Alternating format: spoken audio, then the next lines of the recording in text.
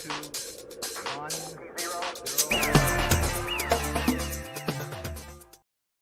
Hello, everybody. Welcome to another episode of Spring Fever. As always, it is me, XFL Jim, joined by the one, the only, the incomparable man himself. It is Erik, a.k.a. Uncle Rico. I gave you the Hawk scream this week, Erik, because the Battlehawks are on the rise. They're on the rise? That one. They're on the rise. Also, this episode, like every episode of Spring Fever, is brought to you by Royal Retros, your one-stop shop for every piece of merch your spring football-loving heart could ever want. Literally all of it. They have it all. They have anything that your heart desires. It's there. You can find it. I've gotten some good merch. Erik has gotten some good merch. Everyone I know has gotten some good merch. Anyone who's anyone has gotten good merch from Royal Retros. All the cool kids have good merch from Royal Retros. And when you go get your cool kid merch from Royal Retros, use promo code SPRINGFEVER, all one word, all caps, for 10% off at checkout.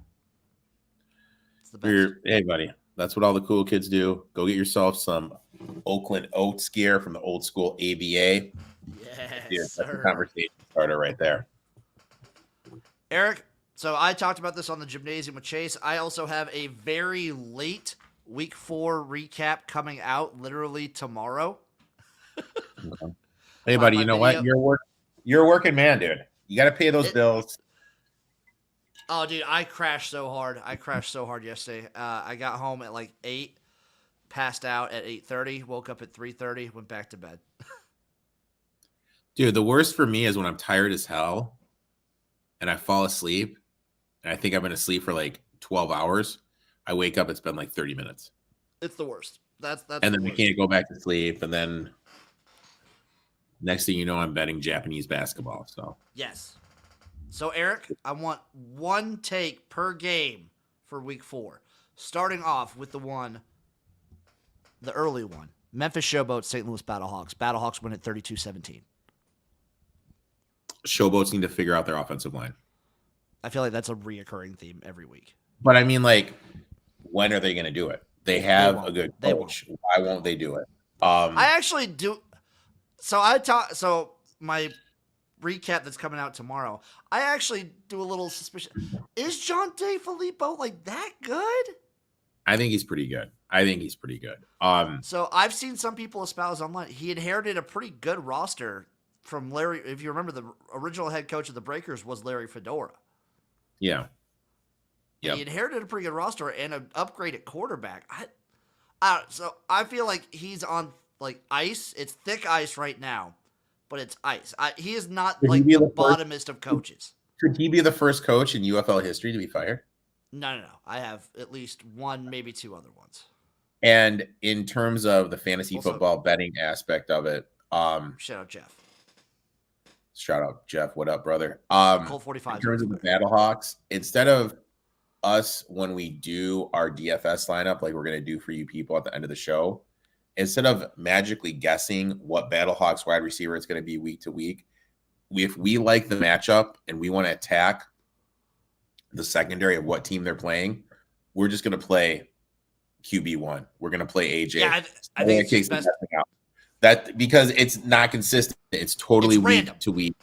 It's totally random. So when we're doing the DFS, we're just going to have to start paying up for AJ and just going with it right now if we want to use their passing attack. Because last week, it was Ja'Cour Pearson who went off, this was his first week back from injury.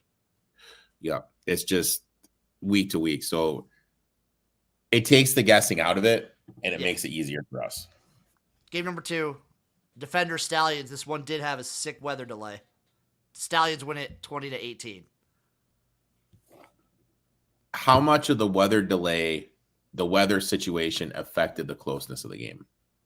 A decent amount, because obviously with weather like that, with DC's propensity and how bad they are at running the ball, I feel like that was massive. Shout out, though, the Stallions for making the comeback for like a ballsy late kick to win it. Dude, you know what? I had the plus 300, so fuck the Stallions for winning that game, dude. Still, Still, also shout out all the fans that were like there at the end of the game. That's a rough, dude. Being there in a freaking cold ass rain. I would hate to be there, but you're right. Props to all the fans that stood out there. And watching a football game like that is cool. And I don't want to say luckily, but for us, for people that are engaged in the spring football world, and for television reasons, they're shown at the same time. We are able to see both. So it's kind of like the spring football gods. We're looking upon. We're saying, you know what? We need 15 hours of XFL Jim just tornadoing the champagne of beers. We're gonna rain delay this bitch just so Jim can just keep her chugging. Full disclosure, I did have to like rewatch this game.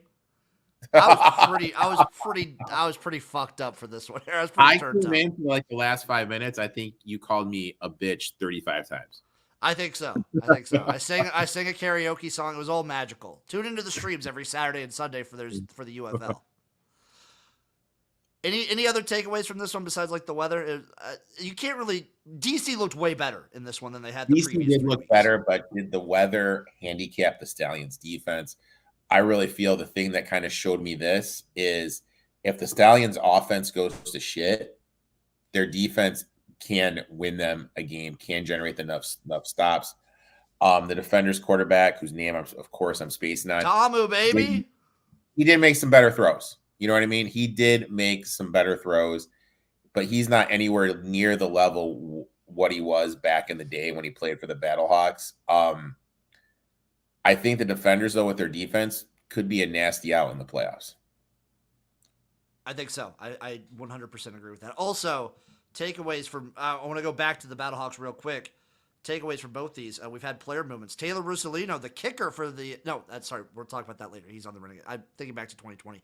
In this match, Puka Williams no longer with the defenders. He's gone. Where's he at? He's just off. They dropped him, I think. Really? And also, spring football legend, King of Birmingham, Scooby Wright has actually retired. Really? Yeah. I don't know if he's running out the rest of the year or if he's just done. But yeah, Scooby Wright, done. Interesting. So shout out Scoob because love that man, amazing. Yeah. The game that was going on at the same time, but technically earlier. Go ahead. What? Maybe we should slide in those DMs. Slide in those DMs. Dude, Scoob and be like, Scoobs. I might have to hit him up. You know, the game that happened a little bit before Defenders Stallions, but was supposed to be happening at the same time. Panthers Brahmas win at 19-9. I think we covered this one a little bit. Michigan coming back down to earth. Putrid is absolutely putrid. That was my first takeaway. But then I kind of rewatched the game. Wade Phillips is a G, dude. He was throwing Perry some stuff he hasn't seen before. If now their quarterback, I'm spacing on their name. The Dormady, baby, Quentin Dormady. If this is Dormady, if this is his baseline, if this is like, you know what, he's just going to be here. We may see above it, but he's never going to go below what he showed against the Panthers.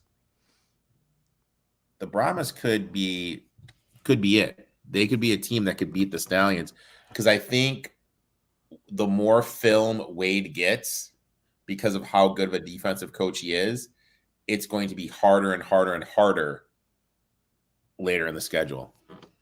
Last game, Renegades 9, Roughnecks 17. Oh my God. I don't know what the Renegades are doing offensively. I literally have no clue what they're doing offensively. Which is crazy with how they've looked weeks 1 through 3. Yeah. Now, it just shows how football is a week-to-week betting thing. We need to remember that. We need to buy low, sell high. I thought the Renegades were going to come in here. They've been looking great. Offensively, they couldn't do shit. Now, does that have to do with how stout of a front four the Roughnecks have? Were they disrupting Perez that much? I don't think so. No, I don't. Play calling, offensive sets, offensive play design. Excuse me. And the just the rhythm. I feel Chuck Long has no rhythm. You watch these guys, you watch these play callers, even in a train wreck of the game of the Stallions and defenders, the offensive coordinators, they had rhythm with their play calling. Chuck Long, he had no rhythm. He'd call one play, and then you're like, okay, this would be a good time to do. Okay, you just ran a draw. You just had a big play. Let's do a play action pass. Okay, let's there's just no rhythm, no right, or I just don't understand what the hell he's doing. Like nothing flows whatsoever. I thought personally when they brought him in, I was not a big fan of the hire. For those of you who remember 2020, Chuck Long was calling the plays for the Seattle Dragons. They had a lot of weapons. They looked pretty good, but damn it, they were frustrating to watch. And I do not like what he did there. Do not like what he's done for the Renegades. Shout out the Roughnecks for getting the win. I believe there's some hope. I still don't really believe in them. I also don't really like CJ Johnson. I did see some people online calling for Bob Stoops to step down. I don't think that's happening. Just straight up, don't think that's happening. Also, for the Renegades, they let their kicker go. Taylor Russolino is off the team now, which the one thing I thought was going well for the Renegades was special teams. Yeah. Another thing, and back to the Stoops comment, and you said this during your live stream, how much is he really doing during the week? Me and Chase joke about it all the time. So I tweeted it out, like Bob Stoops just needs to say those 5 magic words to his team, and then they're going to turn it around, baby. I think they're done. I think they're out. I'm out on the Renegades. Yeah, I am too. You're 0-4. You got to go on some crazy winning streak right now in order to make this happen. I just don't see it. I do not see it. Erik, question time for you. It's quiz time. Who had the second highest, because we all know who had the highest attendance. It was the Battlehawks again. Who had the second highest attendance in week 4 between Birmingham, San Antonio, and Houston? San Antonio. 11,251. You are correct, sir. Who had the least amount? This is opening attendance numbers. This is not so don't take the weather delay factor into it. I kind of want to say the Stallions because of the weather. I hate you. They're not. It's Houston had 7,100. Birmingham had 7,500. St. Louis with a dip down to 31,700. But also the game was happening at the exact same time as a St. Louis Cardinals game. A dip to 31K. Dude, Erik, this is a 10,000 person dip. They have 10,000 less people. I know. But it's still, Jesus Christ, dude. Okay, Erik, question time number 2. TV numbers. Most watched game. You have St. Louis versus Memphis, Birmingham, DC, San Antonio versus Panthers. That counts as one because it was on the same network. They crossed it. And then Renegades, Houston.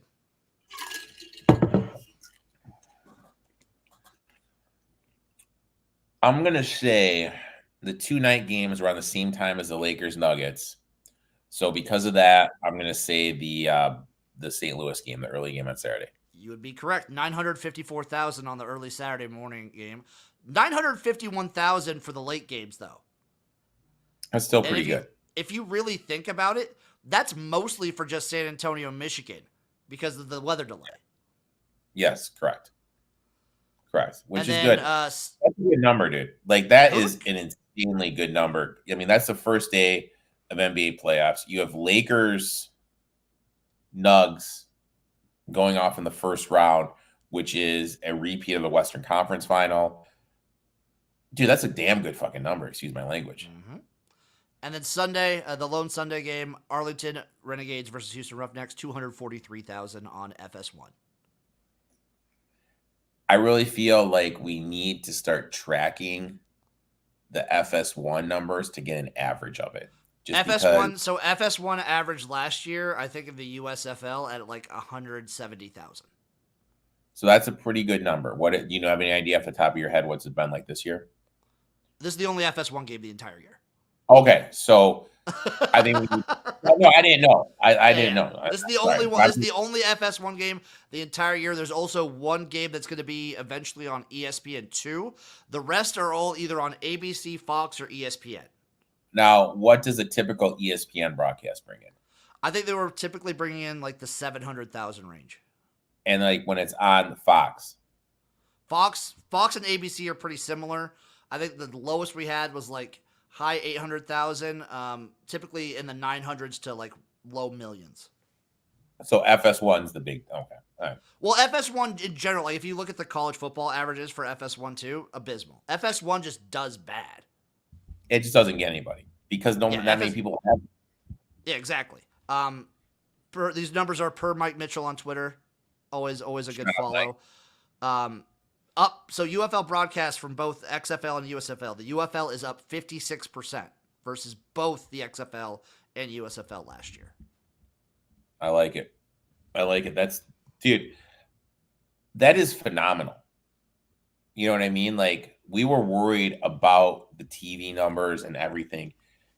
People are tuning in. And if this is going to be a good alternative for these networks to put in stuff, Oh, yeah. Oh my God. And I really feel like it's just going to do nothing but keep improving. Let's blast through these. I'm going to skip the futures this week because we're on a little bit of a time crunch. Let's go through these games real quick, Aaron. Stallions Roughnecks at 6 p.m. Saturday. Birmingham Stallions are a 7.5 point road favorite. Did you just call me Aaron, Big Man? Did you just call me Eric? I said Eric. Oh. I might have said it too quick. Birmingham Stallions are a 7.5 point road favorite over under 42 of the Stallions Roughnecks, plus 310 on the money line. No fucking question. Give me the Houston Roughnecks on the money line. This is chaos. This is crazy. This is week 5. It's Roughneck time. I really wish the Roughnecks would have lost so that I could just hammer this. Hammer this line. Give me the Roughnecks all day. What's the line here? 7.5. Stallions are a road favorite. Money line? Plus 310 on the money line. Let's do it, Jim. I'll get dirty with you, my friend. Happening at the same time. Again, we're doing the split broadcast thing. Brahmas Renegades. Brahmas are a 2.5 point road favorite against the Arlington Renegades. Over under 42.5 plus 114 on the money line for the Renegades. God. I have to take the better in me tells me to take the Renegades. You have to, right? It's the Renegades or no bet. Brahmas this is Dormity's first road start. And look, there's not many people in the crowd. It's still the road. There's still some noise. Playing outdoors, uncontrolled. Renegades, look, they're going to be motivated. Like, now it's these guys, their mindset is probably kind of changed from trying to win a championship to kind of, hey, you know what? I need to make plays. I need to put stuff on film. So they're still going to be trying. They're still going to give effort. We're not going to expect them to run over. I think the Renegades are going to bounce back. I think they're going to make this game competitive. I think they're going to be in a position to win, and they probably win the game. I'll take them plus the points. If this is if this is college football, you're taking the Renegades. If this is the NFL, you're taking the Renegades. Like, you're always taking the Renegades. I'm taking the Renegades plus the 2.5. I'm going to take the over 42.5 as well. I think the Renegades offense bounces back here. I like it. I'll Sunday, 11 a.m. Battlehawks at Defenders. Always a fucking great matchup. Love this matchup. Remember last year they had that giant brawl at the end of the game? Fantastic. Battlehawks are 3.5 point road favorites over under 47, plus 150 on the money line. Don't overthink it. DC plus 3.5 money line. DC doesn't lose at home. I want to take DC plus the points. You got the Battlehawks moving out, not playing in the big stadium. Dude, I saw people putting St. Louis on like number 1 in the power rankings. This is the highest they're so high right now. Yeah, I'm gonna do it here. We're gonna do it. We're gonna take the Defenders. We're gonna take them plus the points. Defense is always gonna be stout. I think the offense started to find a little rhythm, especially in the running game last week. I think they're going to be able to build on that. I'm going to think we're going to take the Defenders here, and we're going to try to get grimy. We're going to take the money line too. I'm right there with you, Eric. I'm scared that we're picking a lot of the same ones, but maybe that'll make something magic happen. Last game, Panthers at Showboats. Panthers are a +1 road dog over under 40.5. Minus 102 for the Panthers, minus 118 for the Showboats. I hate this game, Eric. I hate it. I mean, I'm gonna play the under. I'm just gonna play the under. I think. Yeah, I'm gonna play. I'm gonna play the first half under. I think 1.5. I'm gonna play the first half under. Give me the under, and then Yeah. I like it. Give me the under, and then I talked about it with Chase. If once the first half odds came out, I will take Memphis minus like a half first half. Okay. Or, excuse me, another thing you can do, and this is something you and I do a lot in college football when we have our live shows together and talk during the live show. When we have a team that gets off to a good start or an early start and quick 7 points score in the game, live under bet. You know what I mean? So we can I think this is going to be a good live betting game. So I think so too. I agree 100% with you, Eric. Let's see. Let's do the DraftKings time, baby. bum, bum, bum. All right, let me pull up these stats, Jim. Let me pull up these stats here. And you know what? Can I just say, excuse my language, shout out to the UFL for finally putting together something where you can understand what is going on with these stats, dude. That's the captain one. Dude, the stats this year have been so good. It's like The Rock is listening to our show. I think the first conversation we need to start out when we have this thing is I don't want to start on defense this week. I want to have a conversation. Changing it up. I want to have a conversation with you about the quarterback position. What are we going to do here? I think the thing that stood out to me the last 2 weeks we've done this is we need to get the quarterback, get the points. Because every week, whoever has been winning these prizes, winning these tournaments, they've nutted the quarterback position. So I think we've kind of took the defense, kind of build around the skill players. I think we need to kind of look back and understand what's happening. And I think we need to try to nail the quarterback. So with that being said, which quarterback are we going with? Are we gonna pay up, do the 10-9 for AJ? Because to me, that seems a little fucking steep, dude. Don't love doing AJ this week because they always play poorly against DC. Like every time St. Louis is matched up against DC, it hasn't gone well. Who's allowed the most passing yards through the Renegades? Isn't it? No. Is it? Ooh, who is it? It's a tie between the Memphis Showboats and the DC Defenders. Oh, is DC? Oh, yeah, because DC blitzes the fuck out of the ball. So then it the thing is, we got to think of it like this. Are we going now? Let's look at the quarterback stats real quick. Quarterback stats. Oh, and it looks like Perry's not playing for Michigan. No Perry for Michigan. So who's their backup? Danny Etling. All right. So what's Etling got at here? He hasn't really played much. All right, so let me make this a bigger screen so I can see. So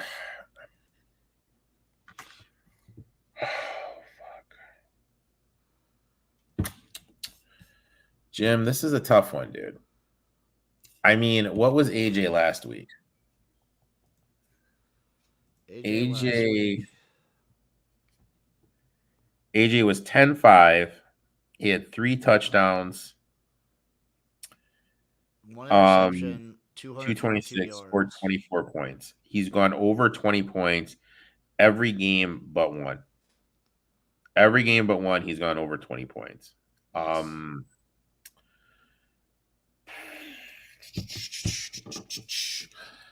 If we put him in, then our mindset with the game is it's going to be a high-scoring game, and we got to get something on the other side of the ball with the defenders. I can agree with that. What if you play Tamu then? But then Tamu we'd have also get you something with your legs. But then we'd want a piece. Oh, it's true. You know what I mean? We want a piece. So I guess my question is, when we look at the Battlehawks defensively, I mean, they've given up 352 on the ground, which is the 4th most. They have been really high scoring. Defenders have been better running the ball. Is there a running back on the defender side of the ball that we can kind of get to?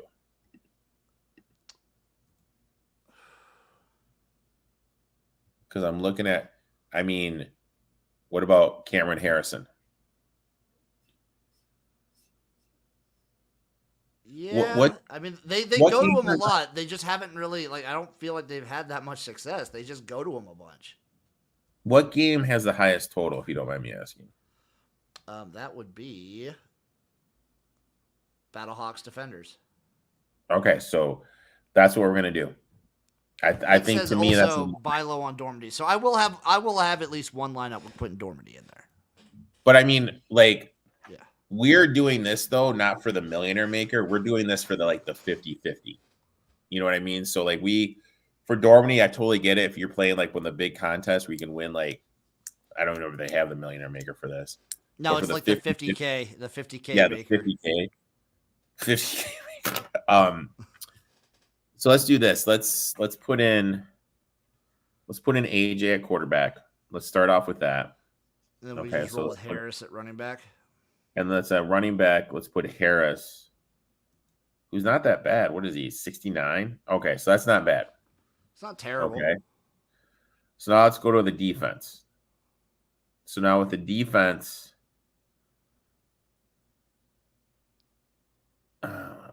defense.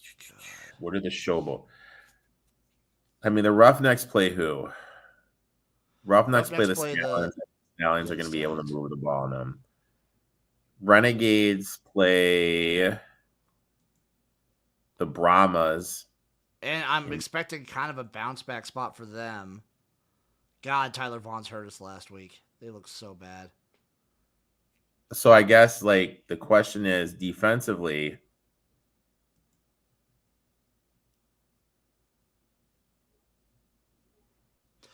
I mean, I don't want to double pay up for the most expensive guy. I kind of want to like Kirkland number one for San Well, no, Antonio. looking at the defense, like, are we like? Do you want to do the defensive position or what position do you want to do now? I'm looking at the team defense. Oh, team defense? Yeah. I would say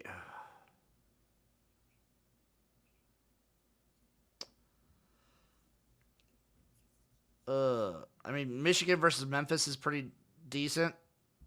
That's 4. I hate paying up for these defenses. I know. Though. All right, let's recycle back. I'd say either do them or like I mean Roughnecks Birmingham maybe, but all right, let's recycle back. Let's recycle back. Let's go to the wide receiver position. Got it right here. All right. Wide receivers. God, Kirkland's just so fucking expensive. God damn. Don't even fucking worry about Kirkland, dude. Dude, Don't even... I want to get at least one San Antonio guy. Well, that's our choice, dude. Are we gonna pay up?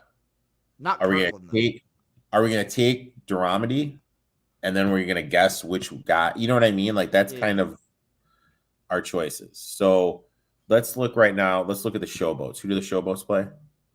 Showboats are playing the Panthers. I really don't trust that. Who do the Renegades play? Renegades are playing San Antonio.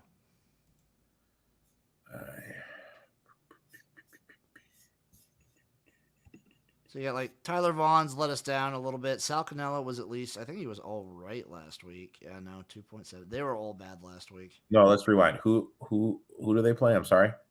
The Brahmas, San Antonio.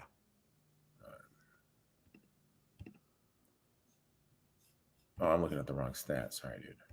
Oh, you're good. Like Tyler Vaughn's is his go-to guy.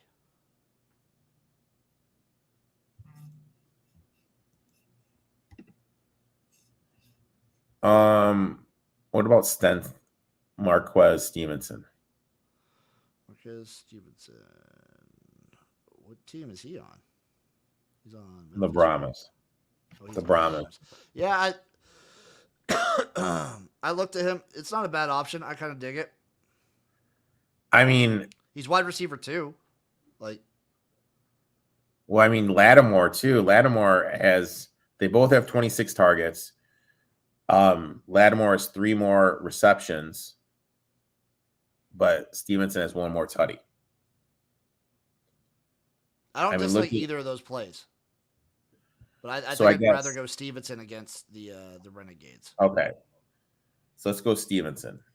Where is Okay, old? How much is that cat worth? 7,100. All right, I'm gonna sneeze. Is it tight? Dude, my allergies have been shit, dude. Real bad too. We need this bargain guy, Jim. This is what we need to do. But we need another wide receiver, tight end. So let's keep going on this, and then We need another guy. No, don't think we need. who do the Panthers play? Panthers play the Showboats. Is there a Showboats wide receiver, and what's going on with their quarterback situation? Which one? The Showboats wide receiver. It's. I mean, I'm pretty sure like Case is still playing. Okay. What is Sage for the Showboats? Sage Surratt is 6,000 on the dot. What is Vinny? Vinny Papale, he's very touchdown dependent, but I believe he's 6,900.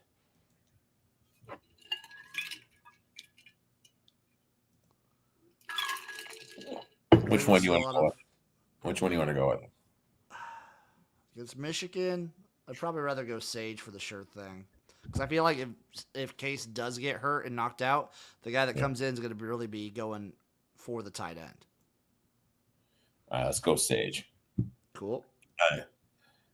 Now, flex position. Is there another like running back you want to look to get into? I mean, we're kind of looking at the rushing defense here.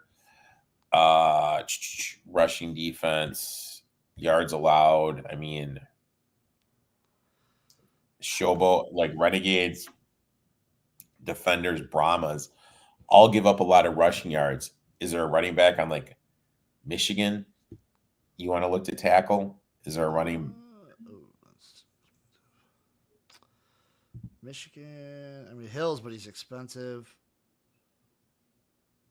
How much is Hill? Love. Hills. Oh, Jesus. Yeah, Hills is pricey, dude. San Antonio could be. Lovett could be interesting for San Antonio, but he's 6,700.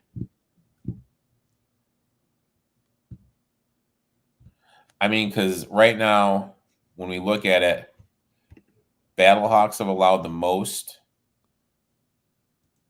touchdowns on the ground. Renegades have allowed the most rushing yards. Dude, and the Renegades play who? Dude, just don't overthink it then. Just go white. I mean, we already took Harris for DC, so it doesn't make sense. Never mind. We already took Harris for DC. We already have the running back against St. Louis.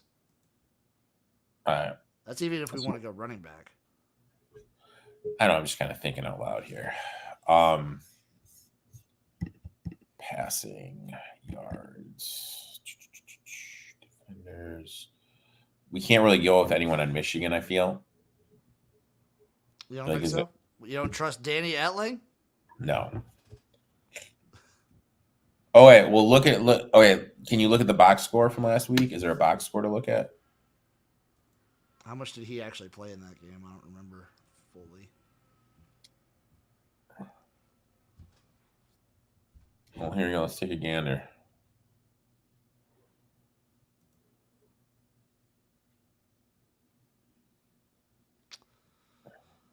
Oh, this is Grayson. No, do I want someone on Houston here? Who caught the touchdown pass from him? Do you remember? Let's see.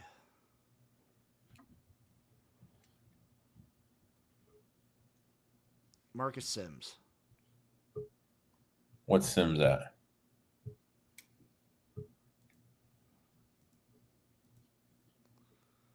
Marcus Sims is at 6,100. Want to gamble? I'll gamble with Sims. Baby. All right, let's do Sims.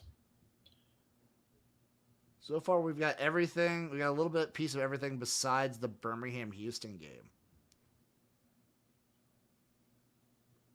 Birmingham and Houston. Well, we think that game's going to be ugly, right? No, yeah, we think Birmingham's going to roll away. Yeah, so I guess Birmingham's going to run. So, which is the Birmingham guy we want? against the Roughnecks. Looking at it right now, Roughnecks have allowed 758 yards and 5 touchdowns. Rushing wise, the Roughnecks second best against the rush, allowing only 278 and 4 touchdowns.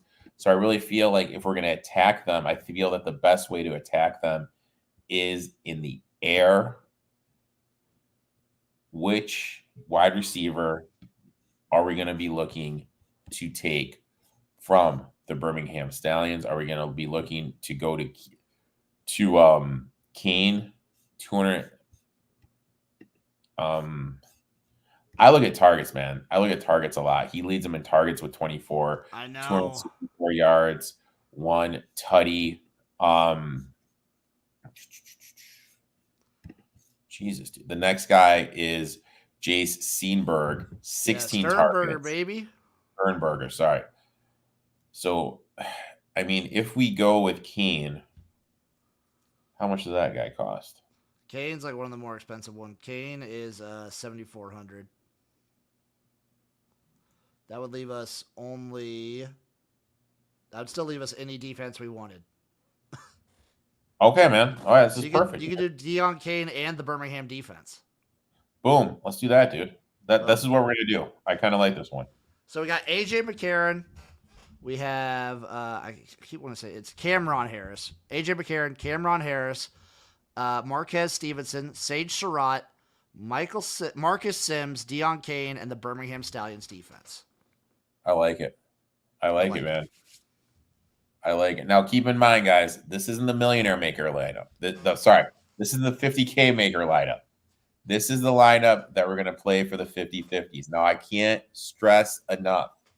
If you consistently want to make money doing fan at DFS, don't do the whole dog and pony show with the 50K Maker. You are strategic. You are disciplined. If your budget is hypothetically, let's say your budget is $100. Okay. Hell, let's say it's $50. Okay. What you're going to do, Jim, is you're going to do a $25 50-50, a $10 50-50, another $10 50-50, and a $5 50-50. And that's how you're going to roll it out for $50. You're going to be strategic and disciplined when you do this. And that's all I have to say, because you know what? Those Millionaire Maker concepts are a complete farce, and I could spend a whole hour with the bullshit I know that goes on with them. Well, it's like teasers and parlays. They dangle the money in front of you. But the thing is like when those things don't fill, they just hand out tickets to these guys. All these guys, they want you to believe that, oh, I make so much money at DFS. I won the Millionaire Maker. It's the whole whale concept of the casino. These guys spend so much money, they win $1 million once, but they're already $2 million in the hole because they're constantly playing so many concepts.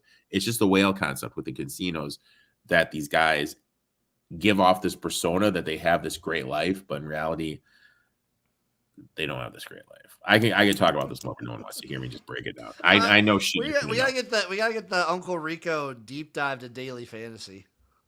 Dude, I know stuff I can't even talk about, man. Like if you yeah.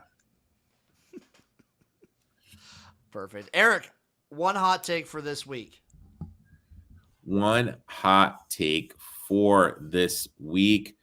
We are going to see the Renegades bounce back, and we're going to see them bounce back in a convincing fashion. I respect that. My hot take for this week is going to be, obviously, the upset of it's Houston over Birmingham. Come on. It's a hot take, my friend. It's a hot take. Shoot or shoot, brother. Shoot or shoot. Do we see a double Texas win with Houston and Arlington both winning after that abysmal game last week? Why you just parlay them?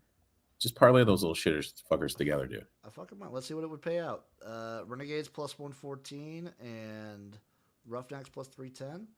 Nice little parlay. Plus 777. Let's roll this, baby. It's meant to happen. Meant to happen. All right, folks, go check Do out it. Royal Retros. Go check out Uncle Rico. We love you guys. We'll see you next time. The spring is fevering so hard right now. I love you. Bye.